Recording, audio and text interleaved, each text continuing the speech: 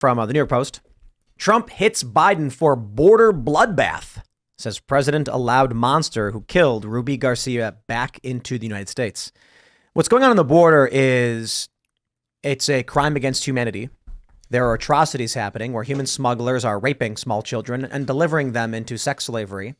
Customs and Border Protection, with taxpayer dollars, with smiles on their faces, are taking these children, admittedly, saying outright in an interview with Dr. Phil, they know that in most of these instances, or let's just say many, that they are delivering children into sex slavery and to sweatshops, and they do it anyway.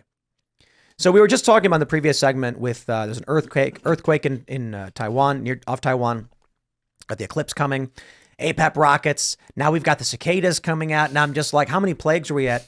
And talking about that had me really just think, like, was the great battle of good and evil going to be something magical, or was it just going to be of this world? I mean, is it supposed to be that demons emerge from the cracks in the ground and angels come down? Or is it going to be that we as humans on this earth witness the most demonic and evil actions you could imagine and nothing is done about it? I think that's what's tragic about evil forces in the world, right? Like, they are very often happening in front of your face, and it's not that there's going to be some big, Marvel movie like effect. It's that you see terrible things happen every day and become conditioned to adjust to them. And I think about, some Catholic churches say the prayer to St. Michael the Archangel, and there's a line in it that talks about and those who proudly are seeking the ruin of souls. And I feel like that is what we have sort of let ourselves drift into being used to, right? And we say, let live and let live, or we just become accustomed to a certain level of instability and violence. And ultimately, we are watching good and evil battle every day, except we're sort of numb and blind to it. I personalize that, like hearing a woman getting beaten in the house next to mine. And like, I'm pretty hands off with like, take care of you and your own, and I'll take care of me and mine. But at some point I had to intervene and call the cops because the guy was probably going to kill the girl. Same thing with like watching genocide happen in a country. Like, it's like, look away, man, and just wait for it to be done. I can't, but I mean, what can we do? What can you really do when the powers that be are in control of the genocide and they want to do it? And I think I'm not always so concerned about the powers that be. The issue is we as humans. Like, that we, the people of the United States, tolerate and allow Customs and Border Protection to traffic children into sex slavery. Donald Trump can hit at Joe Biden for it all day and night, but Joe Biden's policies, Mayorkas's policies, are meaningless without the men and women wearing those badges with smiles on their faces saying the paycheck is worth transporting children into sex slavery. This I just can't get over. Donald Trump's calling it the border bloodbath. It's brilliant branding. This is what people were saying when they started attacking Trump for bloodbath. Trump adopted it and is pushing it back on Biden. And I can respect that, we want to see this through to November because things are looking good, despite the fact whatever those voter registration things we were looking at were. But it is shocking to me that there are human beings in CBP that don't care and they'll just do it. And I suppose I shouldn't be surprised.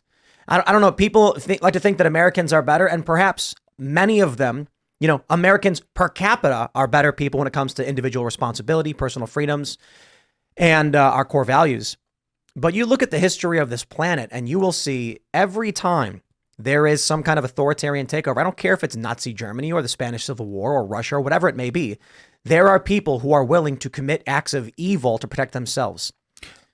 I also, here's what I think. There was a book called Ordinary Men that was talking about the various SS groups and Einsatzen groups and whatnot within the Nazis. And that is, of course, everyone's kind of favorite one to reference. But one of the things they talked about is that, and Jordan Peterson talks about this a lot, where it's this idea that we have this idea, well, that was somebody else. That was over there. There was something wrong with them. They were psychopaths. They were like, no, they weren't.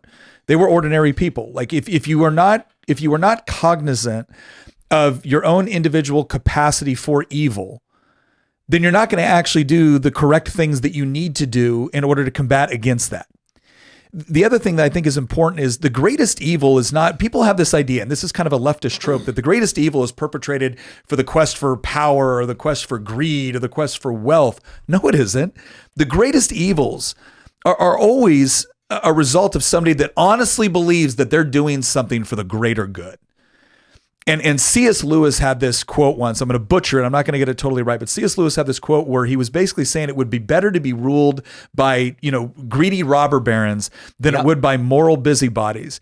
And his whole idea is that the moral busybodies will torment you without end because they do so with the approval of their own conscience. And there's nothing more dangerous than somebody that honestly believes that I have to do this to you for your own good, or I have to do this to this other person for the greater good. And that's what's really terrifying. It's the person that's greedy or the person that's just quest for power. They can get a little power, they can get a little money, and they might be okay for a while. But my gosh, be leery of the moral busybody that is doing all of this to save the world. There's also another component of it, which we talk about quite a bit. And that is these CBP officers took a deal with the devil. The assumption most people make when they hear about the Faustian deal is you get offered your greatest desires. You want to be a rock star? You want to be an astronaut? You want to be famous? You want to be rich and successful and everyone will love you? Then cut the deal with the devil. The reality is it's much simpler than that.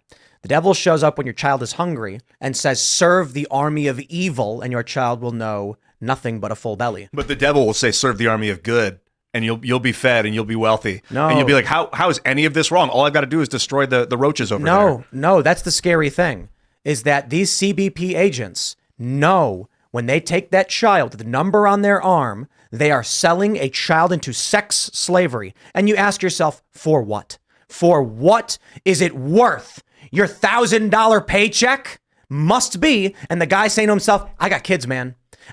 These CBP agents would rather transport an innocent child to sex slavers than see their own children go hungry. That is the deal with the devil. I don't understand how we're months into this story being true and we still have people working for CBP. It's insane. Maybe many of them quit. I have no idea. We've heard so many stories about good cops quitting. We had a couple cops on the culture war who talked about how they got pushed out because they were good cops refusing. One guy said they tried to get him to write up a fake warrant. And he says, no, they boot him out. Mm-hmm. You don't play the game. You don't do the evil deed. You're out. And it's no surprise we have so many bad cops. One of the cops we had on here, this guy, Chris, said that leftists fabricated racist posts. And the mayor just said, you're all fired. Don't care. Yeah. Literally don't care. How is it that there could be a person right now wearing a CBP badge knowing what they're doing? I have honestly no idea. I think, well, I'll take a crack at that. If you are a CBP agent and you're nowhere near this component, right? Because not everybody in CBP is doing the same job. And you're in a BORTAC unit, right? Or you're doing something like that where you're going out there and you do your job and you think you're doing it well. And you may be frustrated with somebody else and what they're doing in the organization or the agency, but you're still going to do your job. And because you could say the same thing about the military, you could say the same thing about, any sort of large metropolitan police department. I get where you're coming from, because it's the idea of at what point does it taint you just being associated with the organization? And at what point, by the same token, you can see someone rationally making the argument that if the good guys aren't doing the job, then the only thing that's left are the bad guys. And that's the part where, my dad was LAPD for 20 years. And he got out in 2000, I think, had a massive stroke on the job and had to medically retire. I remember wanting to get out of the military at that point. This was, I'd only been a couple years, like 98 and to 2000. And I was getting out because I didn't like being in a peacetime army and it was boring. And I was going to go be LAPD, and he goes, don't do it. And he saw some of the changes that were happening in the department. And one of the things he told me, he goes, Nick, people get the police they ask for. And right now they are asking for a police department that wants to show up and write reports after you're hurt, because if you try to show up and intervene, you're going to potentially lose your job. You're going to, your kids, how are you going to pay your bills? How are you going to pay your mortgage? And there's something to that, right? You will, the institutions, we have this idea, and I really do think that we've grown up in some degree. I hate to use the word privilege because it's been, co-opted. But there's a certain degree of complacency that comes with the sort of relative wealth, prosperity, security that we experience within the United States.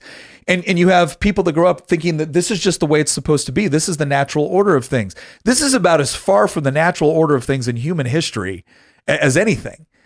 And then you have people that think that they can just throw out the underlying objective morality or the underlying objective philosophies which made these things, the prosperity and the security, possible. And you can just kind of pick and choose like a buffet. And then you end up with something like this, where you've got people celebrating what's going on the border right now because they honestly think it's a representation of tolerance. Yeah. And it's nuts. It's like, this is not just good. And again, someone sees me saying like, oh yeah, he's a white dude. Of course he's a bigot. Yeah, I am worried about a bunch of people just flooding into the country because if you don't actually have sovereign borders, that's pretty damn problematic. But I'll tell you what I'm also worried about. I'm worried about some parent in, Ecuador, that when they saw the DACA regulations go into place, they thought to themselves, oh my gosh, I can give my kids a better future. Well, how do you facilitate that? Do you go to a travel agent and just book a flight for your kid? No. You work with the legal organizations, you work with cartels because they're the only ones that control border access. And you're trying to do the right thing by your kid, and now your kid's sold into sex slavery. Because we had a policy in the United States that really sounded good on paper, but that's what it produces in reality. And then when you show them the reality, it doesn't matter because the ideological train has already left the station and it ain't coming back. Mm-hmm. You've lured everyone into a dangerous situation, Yes. right? You've put American citizens at risk because we're not enforcing border policies and we're potentially exposing their communities to more crime than they actually need to be exposed to. Yes. And you're also hurting children who are sent away with no one to advocate for them. And in fact, anyone along the journey could say, hey, you're vulnerable and I'm going to take advantage of that. Oh, absolutely. That we know they do it. We know they do it. Yeah.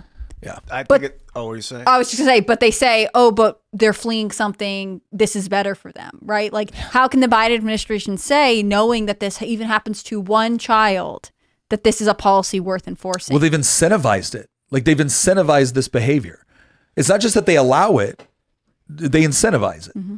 Yeah, when Kamala Harris said come, or they were like, come to the United States, I think they made a proclamation in No, she said 2020. don't come. Yeah. She Then don't later come. she said don't come. Yeah. But When first she was they were running, saying come. Yeah. Right. And that was disappointing. But with this privilege thing you're talking about, I feel it. Like I'm in a land of peace. Mm-hmm. I'm like, oh yeah, I want to be nice to everyone. I don't want to hurt anything. I don't want to kill that invading species. I don't want to. I'm talking about animals like humans are animals too, but like raccoons and shit. Like I don't want to kill it, but like that's my privilege. I don't have to. I have walls. I don't have to go kill the bear because I have walls to protect me. Right. And this is what you got with So like, you're saying build the wall, 40 feet tall. Everyone should have walls, access to walls. look, good fences make good neighbors. I think that's a good thing. I mean, but this is what we saw with especially, I think of like East Coast cities that were like, no, the border should be open. You should let them in. We should all be sanctuary cities. And then once the brunt of illegal immigration hit them, think about New York City. They were like, federal government, we need support. I mean, the governor, the mayor, they have asked for support and the Biden administration has said no, and they are suffering the consequences. In fact, they're trying to hoist the effects of this onto neighboring counties around them. But when it didn't affect them, it was okay if it happened to border communities in Texas and Arizona. But when it started to affect them, someone had to step in. But you notice even then, right? It wasn't like, oh gosh, now we're suffering the consequences of our actions. Maybe we should reconsider our policies. No, it was, hey, federal government, give us more stuff. Right? It's never let's reconsider the policies. And approve work permits faster. Yeah. Make it easier for someone to stay here. Don't even consider deportation. Yeah. For the cities taking them in, they were, instead of saying, hey, change the policy so this stops happening, they were like, give us money to facilitate it. Yes. Yeah. Or they were going to their own citizens and saying, sorry, your kids can't show up to school today because we've got to house people that are here illegally. Which is like kind of a Third Amendment violation. So, You sorry, might homeless wanna people who are consider here, that. there's no space in the shelter for you anymore. Yeah. Or your businesses are being shut down to facilitate illegals. That doesn't make any sense. And that seems like constitutional violation. I don't see how there is a country the polls are looking really great for Donald Trump with RFK Jr. running. We'll see. But even then, it's going to be a challenge. If Trump wins and Republicans take the Senate, the Congress, and they do have, to a certain degree, the Supreme Court, there's still going to be massive backlash. Michael Malice pointed this out. He said, don't you think if Donald Trump were to win and try to enact this deportation, that California and New York's governors would mobilize their National Guard and say no? I don't know that they would go that far. I think they would. I think in a more subtle ways they would resist it, and they would do enough to actually make it very, very difficult to do the deportation piece. The biggest thing I'm worried about is the federal bureaucracy, because people think that when the president gets in there, he can just fire. You can fire people in the executive branch, right? You're the chief executive. No, you can't. Right. There's a relatively small number of people that you can actually get rid of. And you're right. You're going to have states that actually resist that, some more subtly, some more overtly. But if we can't do something to tackle the massive federal bureaucracy in the same kind of way that Javier Milei is doing in Argentina right now, if you can't do that, forget it. The bureaucracy will wait. They can last out 4 years of Trump. Thanks for watching this clip from the Timcast IRL podcast. Hang out with us live Monday through Friday at 8 p.m. and become a member over at timcast.com for uncensored, members-only shows exclusive. Thanks for hanging out, and we'll see you all next time.